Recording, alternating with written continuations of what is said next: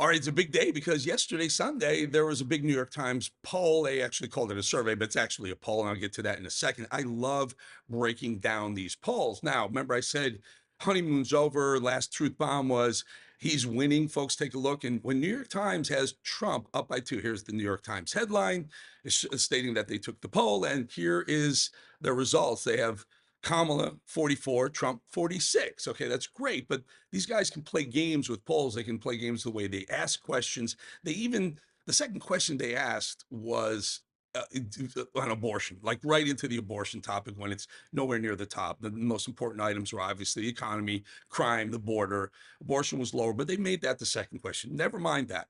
Here's the issue. So they go ahead and go forward and say that they conducted this poll. And this is what I do. I break these polls down. They conducted this poll, and that their methodology says, I'm reading here. I'll show you right here.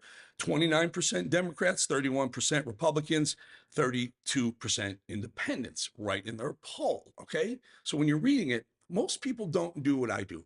I highly recommend this. Drop down to the methodology. Look right there. It's fine print. It's at the bottom. Sometimes you have to click 2 or 3 places to find it, but you get the methodology and it tells you how it was conducted. This was 95% cell phones.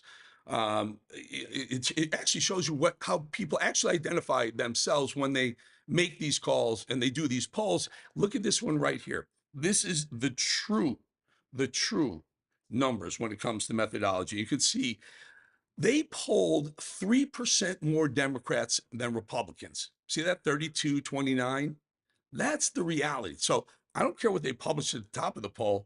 What they really did was they polled 3% more Democrats than Republicans. Of course, he should be losing by 3% just to start, but he's winning by 2. So the reality is, if this poll were taken fairly, he'd probably be up by 5% nationally. And then this other one, I really, really want you, I think, find this fascinating. Look at how people get their news. Fox News is clearly number one. You'd expect that. Second, CNN and MSNBC, they share about similar numbers to Fox News. Way down towards the bottom there, it's very, very interesting. Social media gets 19%, almost as much as all the cable news networks combined. That means people are watching, at least people they polled, are watching these shows to the same degree that they're watching cable news. And I think that's a trend you're going to see going forward. So, folks, I was going to keep it short, but the good news is Trump is winning. The New York Times has him up by 2, but the reality is, if you look into their methodology, you got to drop a truth bomb on the New York Times. New York Times, be truthful, friends. Trump's up by 5 or more. And let's do the swing states next. Have a good day. See you tomorrow. Bye.